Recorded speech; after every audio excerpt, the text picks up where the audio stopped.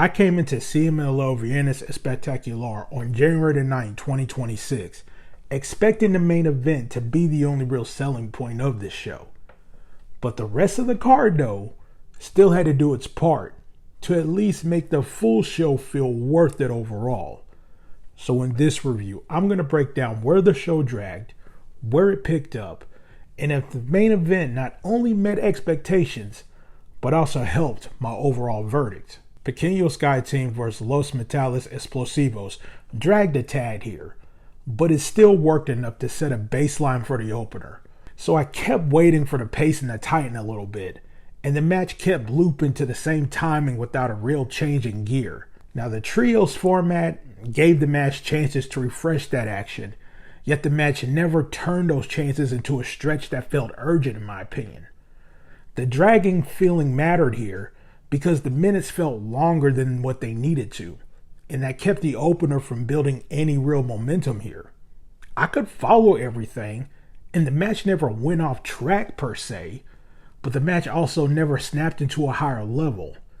So at 2.5 stars, it pretty much came off like a decent opener that stayed stuck in the drag. Polvora and Robin versus Calavera Jr. 1 and Calavera Jr. 2 I thought was okay, but it never moved past that feel like it was more of a basic undercard match. I pretty much didn't care much for this match because the pacing stayed even, but also the structure never climbed towards a standout run of some sorts. The timing just felt flat from the opening to the finish here, and the match never separated itself with a stronger middle or a stronger closing stretch. Now the action I thought was okay, so the match was easy to follow in a sense, yet this match also was pretty forgettable in a way that an okay match can be. I never got the sense of this match was building towards something that would change the temperature of this show overall. So at 2 stars, it stayed in that okay range and never found a higher gear. Los Infernales vs. Los Viajeros del Espacio took a long time to get going here, and that slow start shaped up the rest of this match for me. Mostly because I thought it was just boring in certain parts, especially through the early stretch because the pacing stayed slow and the match did not give you any type of structure that would have some type of turn to it. Now when the match finally started to get going, the timing still felt a little bit behind, pretty much because the long setup had already eaten the best window for that type of momentum. Now the middle improved somewhat, but the match never fully paid that time back with a stretch that felt strong enough to erase that slow start. I pretty much just kept waiting for a clear shift that would make this match feel necessary, and that shift never really arrived here. So at 2.25 stars, it was pretty much an average plus type of match that never shook the slow start. La Fuerza Tapatia vs. Galeon Fantasma I thought was pretty solid here, and it was the first match on this show where I felt that the pacing settled into something steadier. The trios work, in my opinion, held together, and the structure actually progressed instead of circling around the same timing here. The solid action I thought mattered because it finally gave the show a stretch that stayed engaged without relying on the main event that will be coming up soon.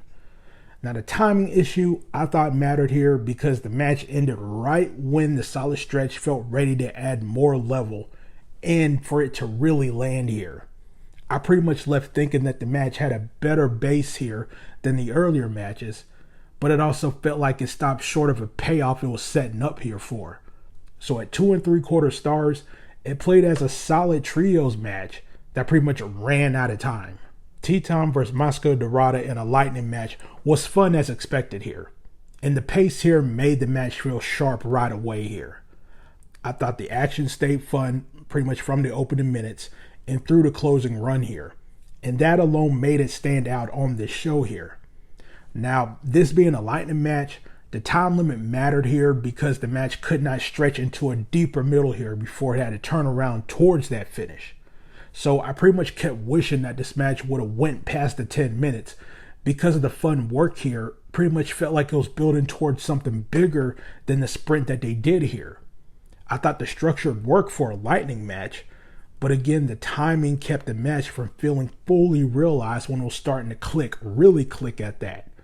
So at 3.25 stars, it was a clear highlight of this show that still felt capped by the clock.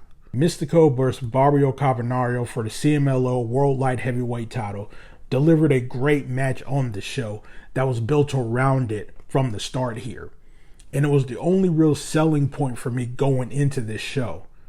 I thought the pacing stayed balanced the whole way through, and that balance gave the structure room to build without really dragging anything. I thought the spots hit effectively, pretty much because the match let them breathe and place them in a clean order instead of rushing to those bigger and better moments here during this.